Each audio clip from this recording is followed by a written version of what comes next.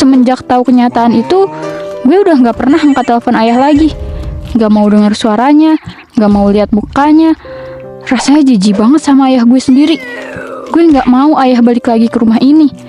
Gue sama adik gue akhirnya mutusin buat nggak pernah ceritain ini ke ibu. Karena kita sama-sama belum siap buat ceritain ini ke ibu. Gue nggak pernah dengar penjelasan apa-apa dari mulut ayah. Nggak pernah ada maaf.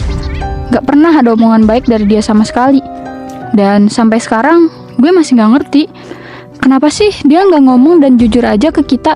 Sampai akhirnya di Lebaran 2024 kemarin gue cerita ke ibu. Dan pastinya ibu kaget.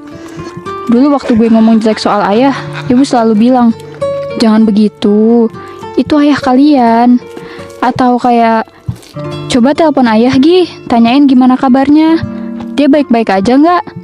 Tapi sekarang, semenjak tahu hal itu, ibu juga udah muak. Kita bertiga udah nggak pernah lagi nelpon ayah dan minta uang ke ayah. Nggak ada lagi telepon apa-apa. Kita nggak mau bergantung ke orang yang nggak bisa jaga kepercayaan. Tapi akhir-akhir ini gue lagi kepikiran, apa gue terlalu jahat ya sama ayah? Nggak pernah nelpon ayah, nggak pernah nanyain gimana kabarnya. Di lain sisi, gue juga nggak bisa pura-pura semua baik-baik aja. Biar sedikit masih ada perasaan kesel yang nyisa di hati gue. Perasaan marah ke ayah yang nggak bisa hilang dengan waktu. Gue nggak mau ayah balik ke rumah. Gue mikirin ibu gue harus dihargai. Kalau ayah datang tanpa penjelasan, tanpa minta maaf, itu artinya ayah nggak menghargai ibu. Dan gue nggak bisa terima itu.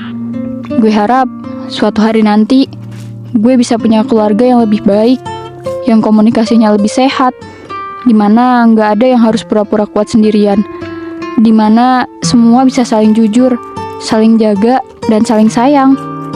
Dan gue bangga banget sih bisa punya ibu kayak ibu gue sekarang ini. Di umur beliau yang sekarang, ibu gue masih kerja di sawah buat biayain kuliah adik gue yang gak lama lagi juga udah lulus. Gue posisinya sekarang juga udah kerja, jadi bisa bantu sedikit meringankan beban ibu.